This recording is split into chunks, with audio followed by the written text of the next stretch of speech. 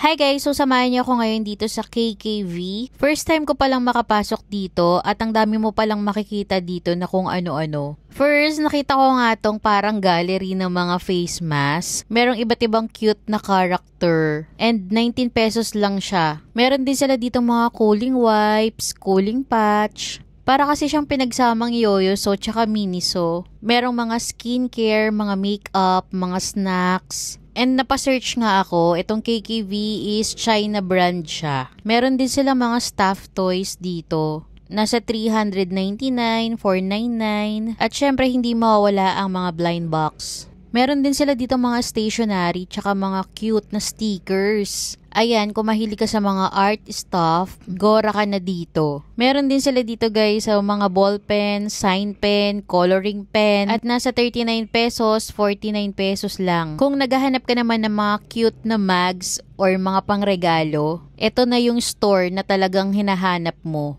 So, tignan nyo naman to, 249 pesos. Ang ganda niya. At least dito hindi kayo ma-out of stock. Hindi katulad sa may Flying Tiger. Tapos dito, bumili lang ako nitong puff. Ang dami rin din lang mga brushes dito. 199, 99 pesos. Tapos ito na nga, nakita ko yung lip balm or lip smacker.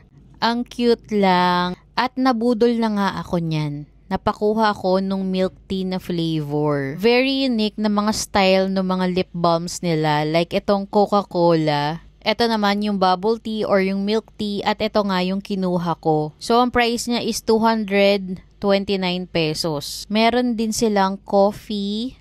Tapos yung Coke and Sprite. Meron din sila dito mga Band-Aid na waterproof. Meron din sila mga nasal spray. Mga essential oil or inhaler. At ito guys, very unique.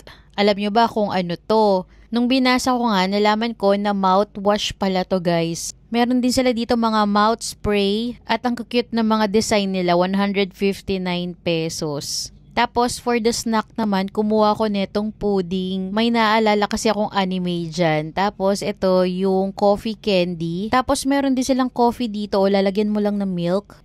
At ang dami nila dito mga instant food like noodles. At tignan nyo naman, meron talaga silang gallery dito ng mga instant noodles. Meron din dito mga pang baby or toddlers, katulad na lang nito, kids na lip balm and kids na pang lip gloss. May mga baby wash din. Tapos, ang ganda nito guys, so ang cute. At 249 pesos lang itong cute pouch na to. Magsasawa talaga kayo sa mga blind box dito. Meron sila nung Emma at iba pang mga character or mga Disney character. At tulad nung sa Pop Mart, medyo cheaper yung price nito kasi 549.